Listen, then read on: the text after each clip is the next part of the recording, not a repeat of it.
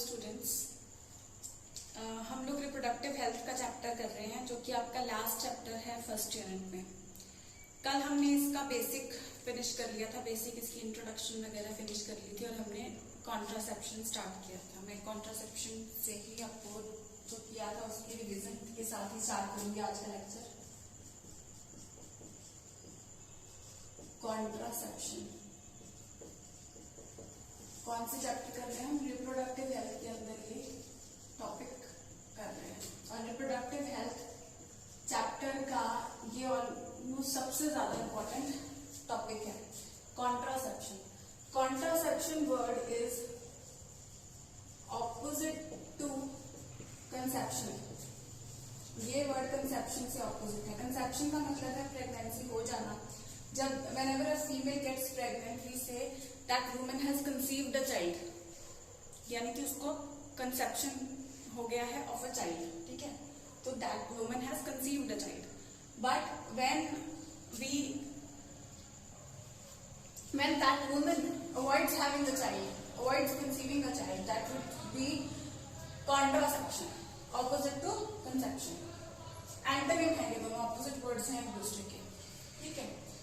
तो जो भी कॉन्ट्रासेप्टिव के लिए कॉन्ट्रासेप्टिव मेथड्स यूज होंगे, तो आइडियल कॉन्ट्रासेप्टिव मेथड, जो आइडियल जिसको बोलेंगे यानी कि आदर्श एक तरीके से अच्छा वाला जिसको रिलायबल बोल सकेंगे, तो आइडियल कॉन्ट्रासेप्टिव मेथड किस मेथड या डिवाइस कुछ भी जो भी इसमें यूज होगा उसको क्या किस मेथड को आइडियल बोल सकेंगे? ऐसा कोई मेथड या ऐसा कोई device, it should be in order for it to be ideal, it should be easily available. यानी कि ऐसे नहीं है कि वो बहुत रेयर है उसकी अवेलेबिलिटी, इसको आसानी से वो मिल जाना चाहिए if the person wants to use it, or it should be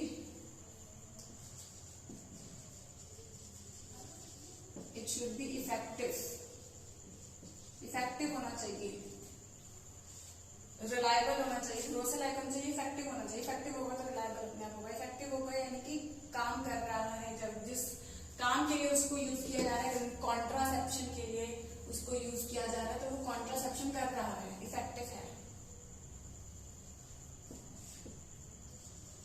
it should be reversible, very important. I will write this in capital letters. Reversible, very important.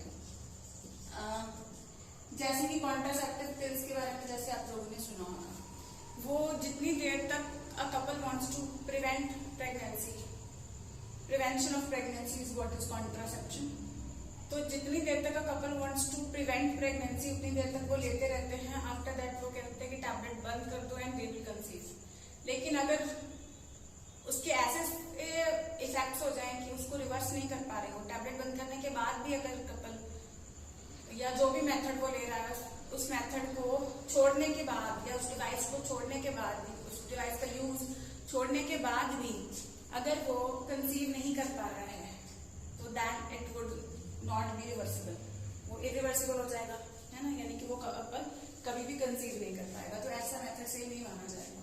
Method वो सही माना जाएगा जो कि रिवर्सिबल हो सके, कि व्हेनेवर अगर कपल ऐसा मेथड ले रहा है कि हाँ in future the couple wants to have a child but he wants to have some gap between children और वांट्स टू डिले प्रेगनेंसी, तो उस केस में वो ऐसा डिवाइस यूज करेगा, ऐसा मेथड यूज करेगा जो कि रिवर्सिबल होगा, कि as and when they want to have pregnancy, they want to conceive a child, उस टाइम पे इस मेथड को रिवर्स किया जा सके, ठीक है? तो रिवर्स किया जा सके, तो अगर रिवर्स नहीं किया जा सकेगा बाय चांस, पहले उनको बोला गया कि इसको रिवर्स किया जा सकता है, बाद में उनको पता लगता है कि अब रिवर्स हो ही नहीं रहा, तो वो क्या होगा? उनका परमानेंट एक डिफेक्ट बैठ गया उनके अंदर, यानी कि वो क्या हो गया? उस पर्टिकुलर मेडिसिन का या उस पर्टिकुलर डिवाइस का साइड इफेक्ट। तो आइडियल कॉन्ट्रासेप्टिव जो होता है उसका, देखो एक्स्ट्रा बॉडी से बाहर हम कुछ एक्स्ट्रा चीजें लेंगे तो साइड इफेक्ट्स तो हो ही सकते हैं। सो आइडियल वो होगा it should have least side effects, कम से कम हो साइड इफेक्ट्स।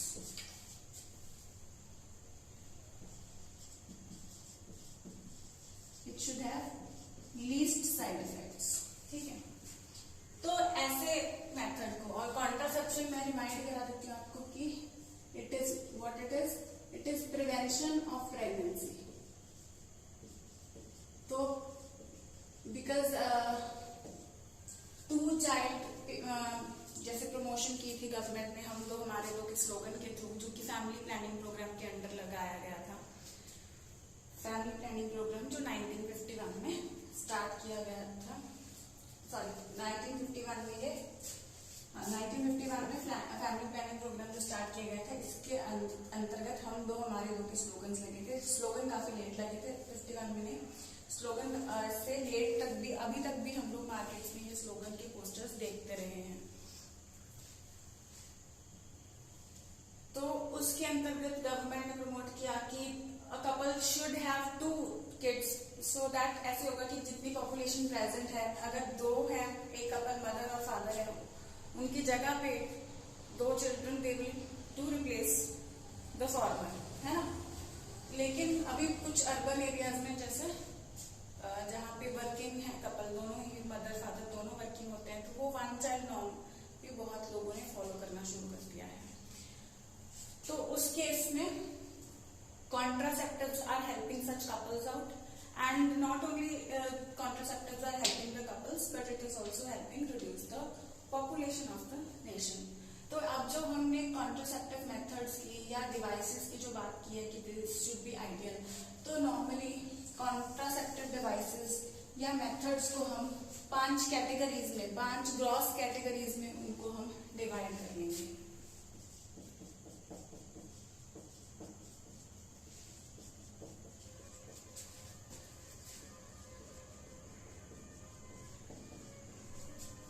कॉन्ट्रासेप्टिव मेथड्स को 5 ग्रॉस कैटेगरीज में हम लोग डिवाइड करेंगे।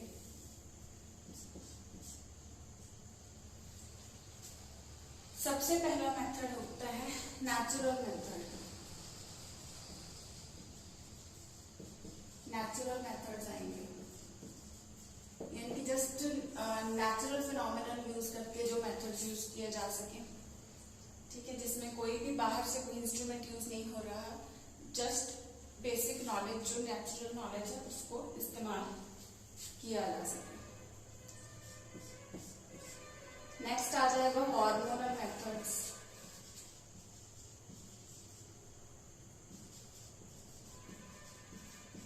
हार्मोनल मेथड में वो जो पिल्स वगैरह की हम बात करते हैं वो आ जाता है।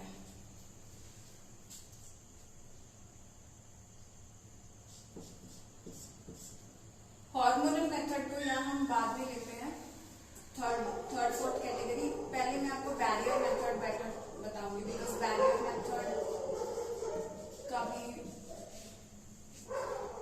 This is the safest one, की साइड इफेक्ट बिल्कुल नहीं है। उसके बाद हम इसको कंसिडर करते हैं बैरियर मेथड, बिकॉज गवर्नमेंट भी इसको काफी प्रमोट कर रही है। देन आ रहे हैं आईयूडीज। बैरियर एक तरीके से स्पर्म और एग के मिलने के बीच में बैरियर बना दिया जाता है कि वो दोनों गैमीट्स मिल नहीं पाते हैं। Then IUDs are intrauterine devices, यानी कि यूट्रस के अंदर डिवाइसेस प्लेस कर दी जाती है। यूट्रस के अंदर कोई ऐसा डिवाइस, कोई ऐसी चीज प्लेस कर दी जाती है कि प्रेगनेंसी को प्रिवेंट किया जा सके। फिर वो मेथड जो हार्मोनल मेथड है, आपको बोला था नेक्स्ट हम कंसिडर कर लेंगे। हार्मोनल मेथड में एक्सटर्नल एडमिनिस्ट्रेशन ऑफ हार्मोन्स किया जाता है, जैसे ईस्ट्रोजन प्रोजेस्टेरोन के लेवल्स को ऑल्टर किया जाता है। या तो अकेला एक हार्मोन लिया जाएगा इनमें से, या दोनों का कॉम्बिनेशन लिया जाएगा, ठीक है।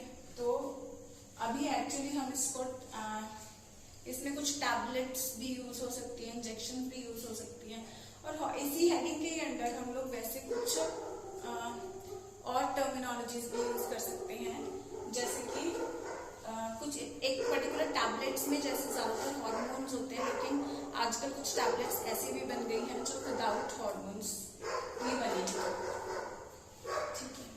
Then comes surgical methods.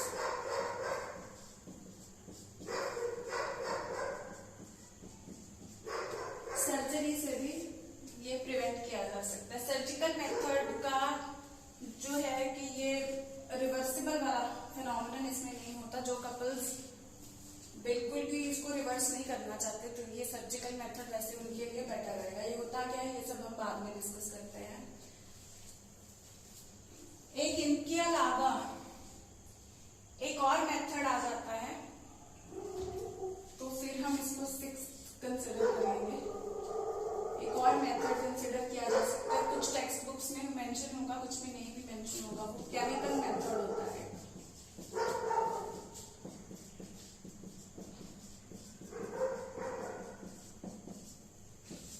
Chemical methods भी यूज होते हैं कि इसमें एक्चुअली केमिकल मेथड में इनको हार्मोनल और केमिकल को कई बार मिक्स कर देते हैं, क्योंकि इसको भी हार्मोन्स को भी एक बार केमिकल कंसिडर कर लेते हैं कुछ बुक्स में। लेकिन मैं आपको अलग बताऊंगी इसका, बिकॉज इसमें भी कुछ जेलीज, क्रीम्स और ये सब यूज होता है। लेकिन हार्मोन्स, दो हार्मोन्स और ऑल्सो केमिकल सब्सटेंसेस, बट इस मेथड को हम फिर भी अलग ही कंसिडर करेंगे।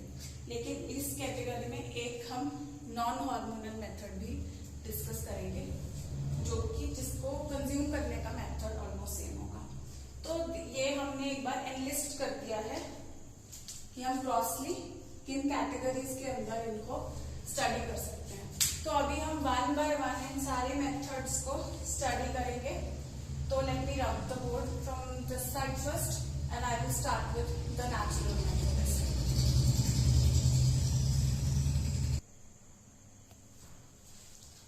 अभी हम लोग नेचुरल मेथड स्टार्ट करेंगे।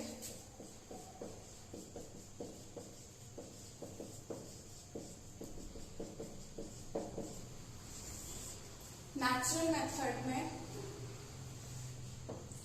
सबसे पहला मेथड है एब्स्टिनेंस।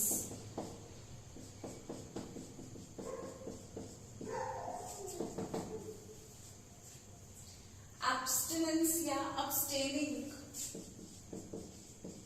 एक तरीके एब्स्टिनेंस का मतलब होता है अवॉइडिंग, अवॉइडेंस। तो abstinence from sexual intercourse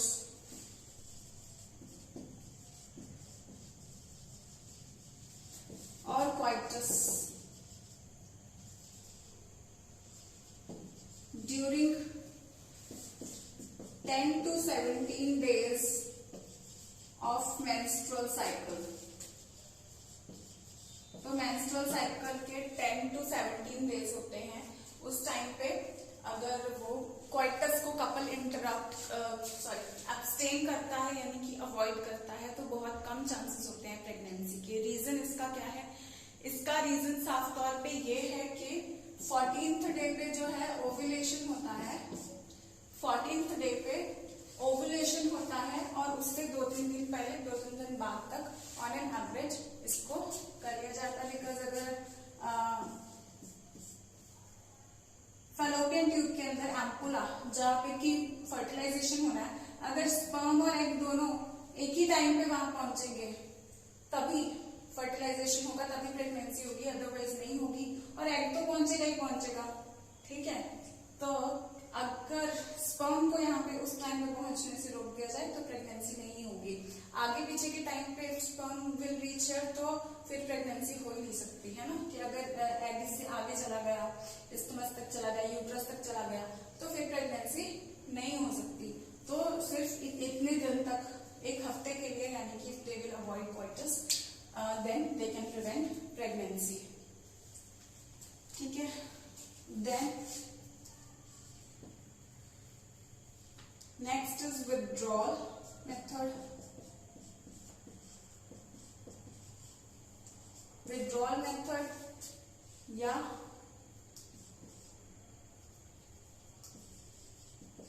coitus interruptus, यानी कि क्वाइटस को इंटरप्ट कर दिया जाता है while the couple is having sexual intercourse or having coitus, उस टाइम पे the male partner withdraws the penis before ejaculating the semen into the cervix of the female.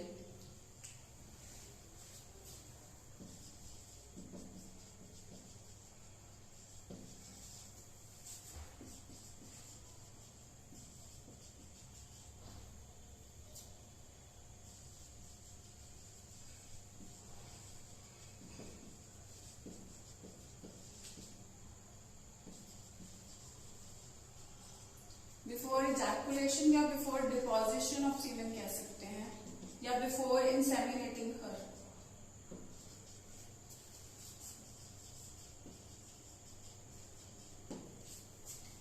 अब एब्स्टिनेंस में जब एक हफ्ते के लिए अवॉइड किया जाता है तो काफी चांसेस हो जाते हैं कि प्रेगनेंसी नहीं होगी, लेकिन फिर भी हम श्योर नहीं कह सकते क्योंकि ये 28 डेज साइकिल के हिसाब से कह रहे हैं. फिर भी साइकिल चेंज हो सकता है, कई बार हर एक फीमेल का फिक्स साइकिल नहीं होता. लेकिन विड्रॉल में तो बहुत बिल्कुल ही फेलियर चांसेस काफी ज्यादा होते हैं, बिकॉज कई बार अनइंटेंशनली ही पहले ही सीमेंट डिपॉजिट हो चुका होता है and the couple is unaware about it. तो ऐसे केस का फेलियर रेट बहुत ज्यादा हाई है विड्रॉल मेथड का.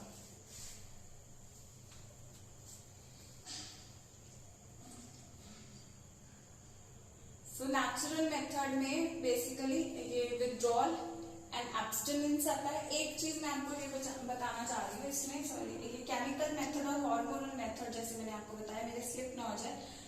केमिकल मेथड में भी हम देखो इनको सेपरेट कैटेगरी भी कर सकते हैं, अदरवाइज इसी को हम 3 कैटेगरीज में बांट सकते हैं. हार्मोनल मेथड, ठीक है, या केमिकल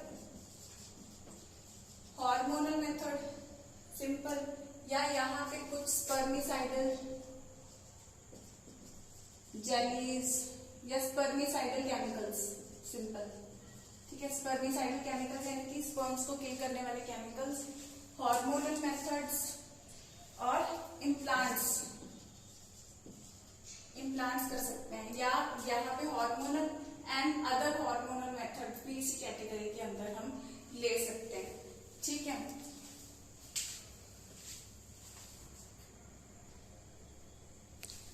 ये लैक्टेशन, एक थर्ड मेथड इसका मेरा स्किप हो गया था, लैक्टेशन एमेनोरिया.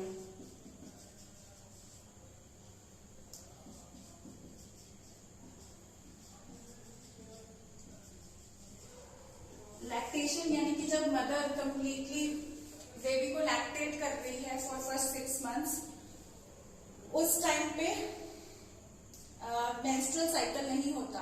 लैक्टेट कर रही है यानी कि फर्स्ट 6 months आफ्टर डिलीवरी,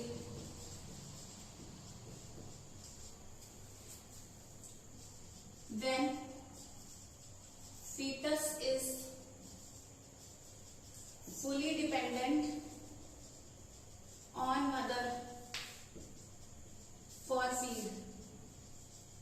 तो ये इस टाइम पे इन 6 महीने के अंदर क्योंकि मेंस्ट्रुअल साइकिल ही नहीं हो रहा तो प्रेगनेंसी भी नहीं हो सकती उस टाइम पे, even if the couple is having coitus. तो बहुत ही रेयर चांसेस होते हैं. इसमें ये वाला जो मेथड है विड्रॉल वाला मेथड, इसमें फेलियर रेट इसका बहुत ज्यादा हाई है. ठीक है, तो this is about the natural methods. मैं एक बार नेचुरल मेथड्स रिवाइज करा देती हूँ, फिर हम आगे चलते हैं. कॉन्ट्रासेप्शन एक बहुत इंपॉर्टेंट टॉपिक है. I wanted to take it all together, so started it all from the scratch. Contraception means avoiding of pregnancy. The word is opposite to conception. Natural methods में abstinence, withdrawal method या coitus interruptus बोल दिया जाता है इसको. ठीक है, withdrawal method या coitus interruptus. फिर लैक्टेशनल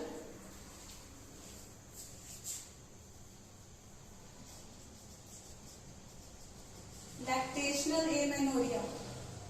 मेनोरिया मतलब मेंस्ट्रुएशन, एमेनोरिया मतलब absence of menstrual cycle during lactation और ड्यूरिंग फुल लैक्टेशन, जिस टाइम पे फीटस जो है वो मदर के ऊपर पूरी तरह डिपेंडेंट है for all the feed and all, उस टाइम पे क्योंकि मदर की सारी एनर्जी फीटस को फीड करने में लगी होती है, तो ज्यादातर केसेस में 6 मंथ्स के लिए मेंस्ट्रुअल साइकिल नहीं होता. That's the nature's way of helping her out. So उस टाइम पे and mother's body is under recovery no, तो उस टाइम पे if the because menstrual cycle नहीं हो रहा, if the couple is having sexual intercourse और क्वार्टर्स, तो उस टाइम पे भी प्रेगनेंसी नहीं होती है. तो अभी जैसे भी आप लोग इसको कैटेगराइज करने के लिए थ्योरी पॉइंट ऑफ व्यू से ये आप इस तरीके से भी कर सकते हो, और जैसे मैंने केमिकल मेथड को अलग बता दिया ऐसे भी कर सकते हो. थ्योरी पॉइंट के लिए वैसे बेटर रहेगा कि आप इन केमिकल और हार्मोनल को अलग अलग लिखो. केमिकल के नीचे ही जैसे हार्मोनल मेंशन कर दिया, ठीक है, वैसे ज्यादा बेटर रहेगा कि केमिकल इसको लिया और थर्ड इसको ले लिया हार्मोनल को, देन फोर्थ और ऐसे ले लोगे तो ज्यादा बेटर रहेगा. केमिकल के नीचे ही हार्मोनल मेथड आ गया, ठीक है, बिकॉज ये डिफरेंट टीचर्स का मेथड अलग हो सकता है. कुछ लोग इसको अलग लेते हैं, कुछ लोग इसको ऐसे मिक्स ले लेते हैं. तो आपका एग्जामिनर जो पेपर चेक करेगा तो उसको आप अगर अलग अलग भी दिखा दोगे इट विल बी गुड. साथ में हार्मोनल मेथड फिर केमिकल के नीचे ही ले लेना, ताकि जो भी उस टीचर का मेथड होगा उसको चेक करने में इजी रहेगा, ठीक है. सो अभी हमने नेचुरल मेथड स्टडी किया, अभी हम बैरियर मेथड के बारे में स्टडी करेंगे. बैरियर मेथड में होगा कि मेल एंड फीमेल गैमीट के बीच में बैरियर बना दिया जाएगा, उनको मिलने नहीं दिया जाएगा, ठीक है. तो I think it would be clearer to write it down. Barrier methods, okay, I will rub this and then start.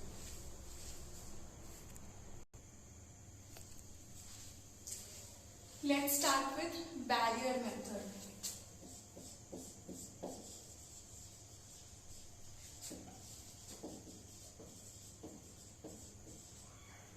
Barrier method में बैरियर बना दिया जाएगा, मेल और फीमेल गैमीट को मीट नहीं करने दिया जाएगा. तो ये एक कैटेगरी इसमें आती है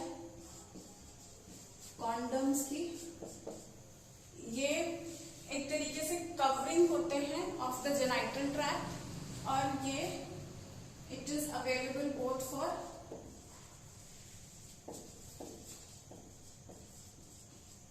mails and females. Mainly males use कर रहे हैं इसको, लेकिन फीमेल्स के लिए भी फीमेल अलग टाइप के कॉन्डम्स आते हैं.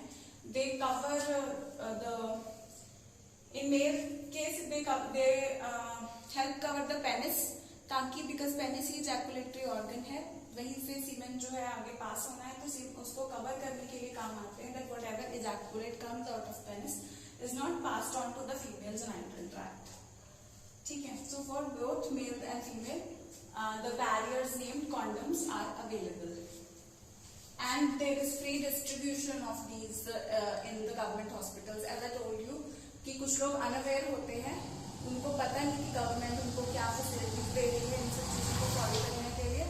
So government is providing free distribution of these barrier methods.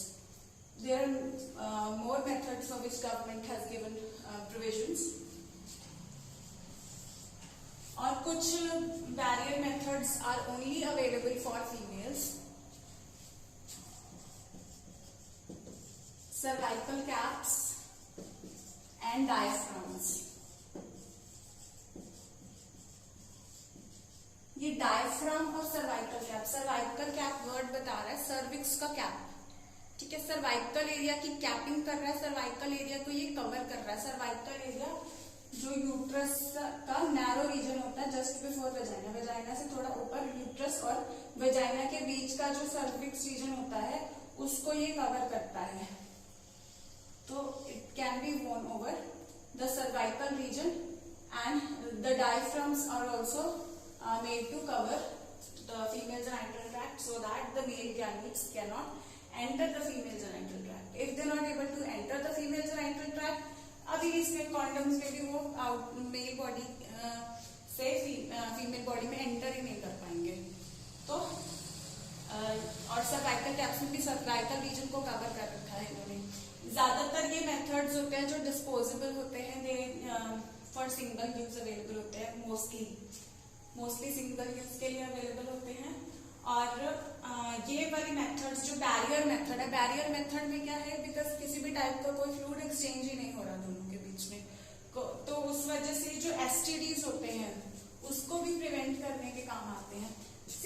एक चीज नोट कर लिए, यहाँ पे क्वेश्चन आ जाता है, बाकी मेथड पे भी किसी पे भी आ सकता है, आगे हम इंट्रायूट्राइन डिवाइसेस करेंगे उन पे भी आ सकता है।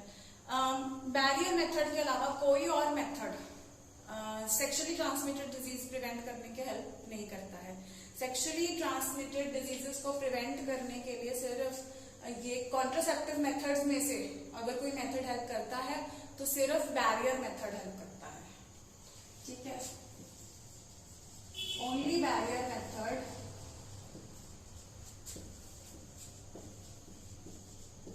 out of all contraceptive methods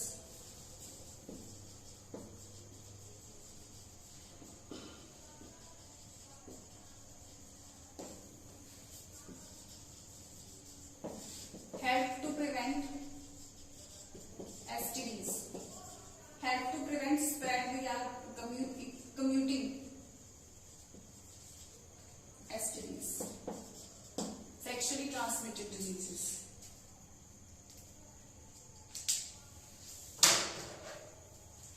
ठीक है, तो सिर्फ बैरियर मेथड्स इसमें हेल्प करेंगे। थर्ड कैटेगरी, अब ये चीज आपको ध्यान में रखना है, cervical and diaphragms are only for females, ठीक है, ये सिर्फ फीमेल्स के लिए है। देन हम लोग नेक्स्ट मेथड के बारे में स्टडी करेंगे,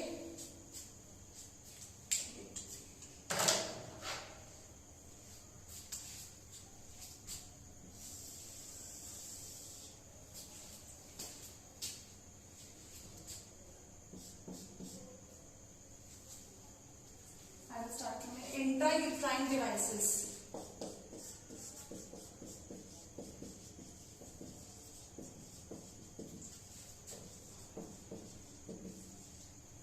इनको आईयूडीज भी बोला जाता है।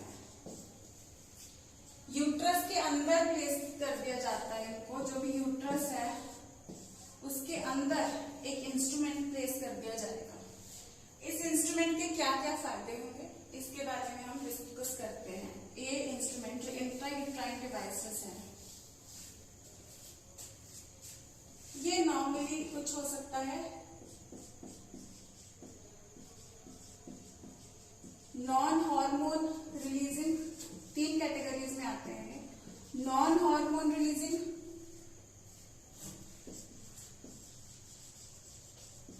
नॉन हार्मोन रिलीजिंग आईयूडीज,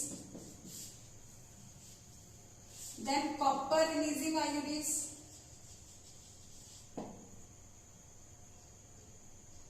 या नॉन हार्मोन या सिंपल आईयूडीज या कॉपर रिलीजिंग आईयूडीज, और थर्ड कैटेगरी है हार्मोन रिलीजिंग आईयूडीज।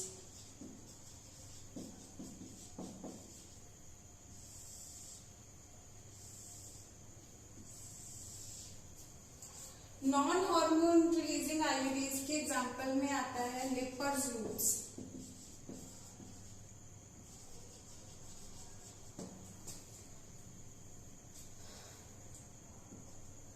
ये क्या करता है, इसका मैकेनिज्म ऑफ एक्शन क्या होता है, it increases phagocytosis of sperms in the uterus या female genital tract।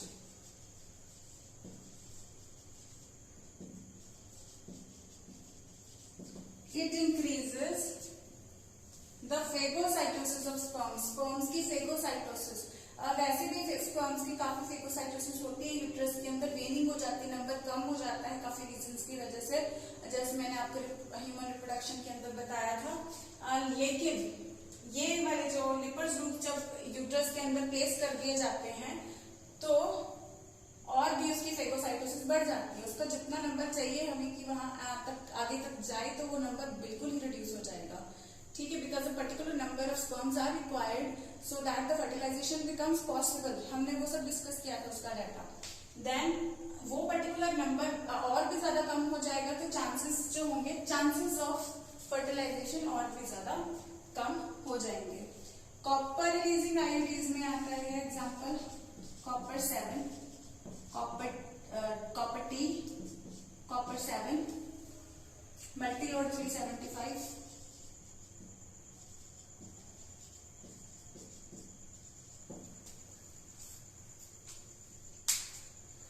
Copper releasing IUDs क्या करते हैं,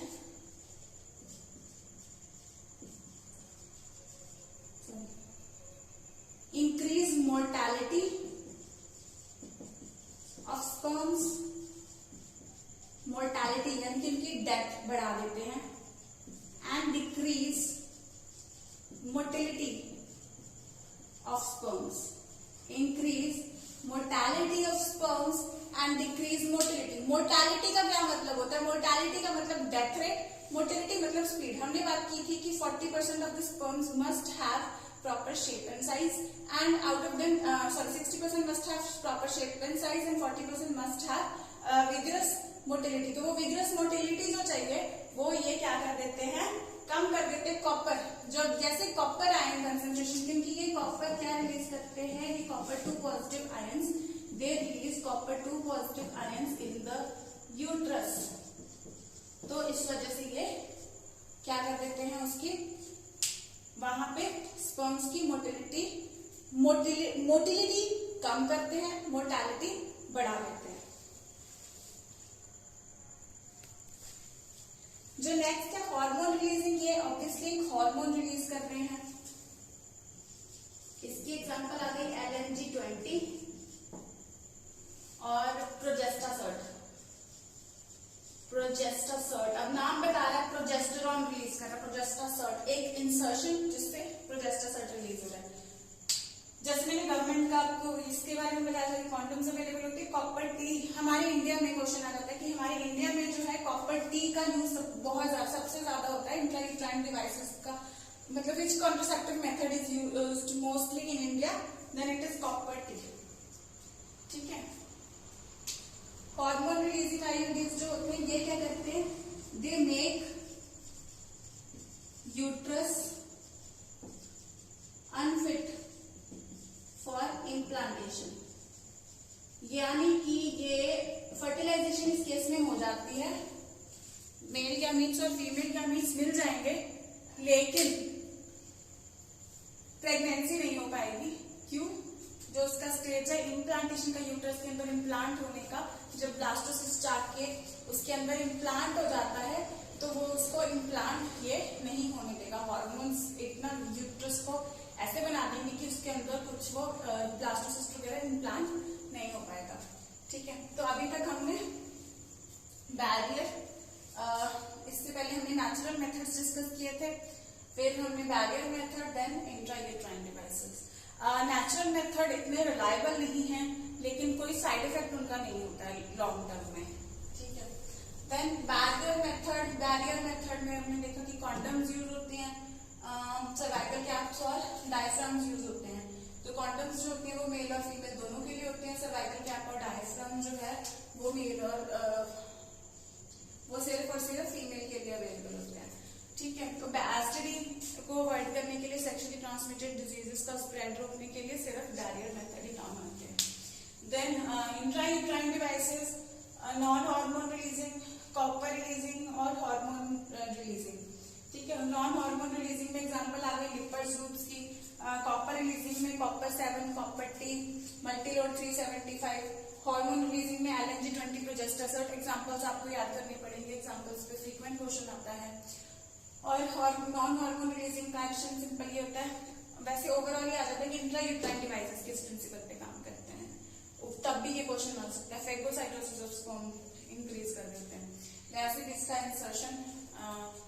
तो बेसिकली हम कह सकते हैं कि नॉन फेगोसाइटोसिस सभी मेथड करेंगे मेनली, लेकिन ये this will work, non hormonal will work basically on this. Question इसी मेथड से आएगा जैसे मैंने पॉइंट्स अरेंज करके दिए हैं। नॉन हार्मोन बेसिकली सिर्फ इसी प्रिंसिपल पे काम करते हैं कि it increases phagocytosis of sperms in the uterus या in the female genital tract, simple we can से।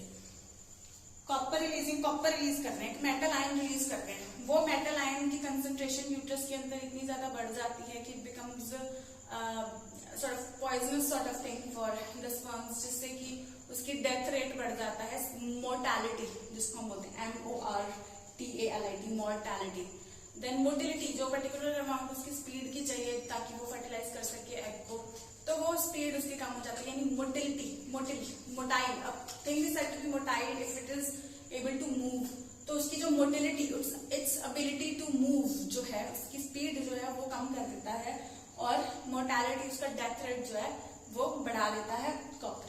अब वैसे तो ये सही काम कर रहा है और इसका यूज भी बहुत ज्यादा है, बहुत ज्यादा हो रहा है इंडिया में, लेकिन मेटल है तो मेटल तो बॉडी के अंदर कुछ रिएक्शंस भी कर सकता है, तो वैसे ही काफी रिलायबल होते हैं, काफी सक्सेस रेट भी इनका हाई है, लेकिन साइड इफेक्ट्स भी इसके, जो अभी तक बाकी मेथड्स हमने डिस्कस किए, 2 मेथड्स नेचुरल और बैरियर, उनसे ज्यादा साइड इफेक्ट्स हो सकते हैं। कॉपर रिलीजिंग तो मेटल से हम लोग नॉर्मली, अगर कुछ लोग को आपने देखा होगा कोई आर्टिफिशियल मेटल पहन भी लेते हैं, और जैसे एयरिंग ही पहन लिया, कुछ रिंग ही पहन लिया, तो वो स्किन पे रिएक्शन कर जाता है, ये तो बॉडी के अंदर डाल रहे हैं, तो काफी लोगों को इसका भी साइड इफेक्ट, एलर्जिक रिएक्शंस, वो एलर्जिक रिएक्शंस होते हैं एलर्जीज टू मेटल आयन से, यहाँ पे वो मेटल आयन रिलीज हो रहा है जब बॉडी के अंदर, तो काफी लोगों को एलर्जिक रिएक्शन इससे आ जाते हैं। और सबसे बड़ा एलर्जिक रिएक्शन क्या आता है कि ब्रेक थ्रू ब्लीडिंग होनी शुरू हो जाती है। इंट्रायूट्राइन डिवाइसेस ऑब्वियसली यूट्रस के अंदर हो रहे हैं, so inside uterus they are placed inside uterus, so obviously only in females, है ना।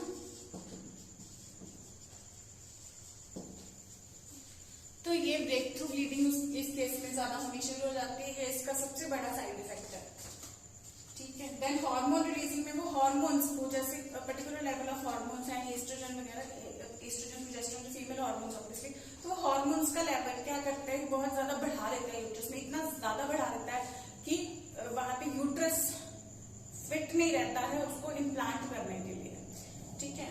तो क्योंकि मेरे पास हर एक चीज का normal adequate level for every method चाहिए होता है, तो यहाँ पे हार्मोन लेवल बढ़ा देगा ताकि वो यूट्रस के अंदर इम्प्लांट ना हो सके। तो आज हमने 3 बेसिक मेथड्स इसके कॉन्ट्रासेप्टिव के डिस्कस कर लिए हैं। Your today's target is to learn all the examples well, make your hand written notes well, and learn all the examples by heart, and practice questions as much as possible, because यहाँ पे ये जो contraceptive का method हमने शुरू किया, contraception का topic जो हमने शुरू किया, it is one of the most important topics. इस चैप्टर का तो है ही सबसे ज्यादा इम्पोर्टेंट टॉपिक है, और इस पे क्वेश्चन यूजुअली आ जाता है। अभी तक हमने जो किया इसमें ये जो इसकी एग्जाम्पल्स हैं तीनों कैटेगरीज की, ये सबसे ज्यादा इम्पोर्टेंट है। So focus on this, all best.